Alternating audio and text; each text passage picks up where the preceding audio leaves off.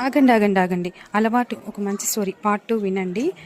రాజుకి ఆ మాటతో కోపం తలకెక్కిందనమాట. తను మారువేషంలో ఉన్న విషయం కూడా మర్చిపోయి, మూర్ఖుడా, నా ఎదుటే నా గురించి అంతగా మాట్లాడతావా?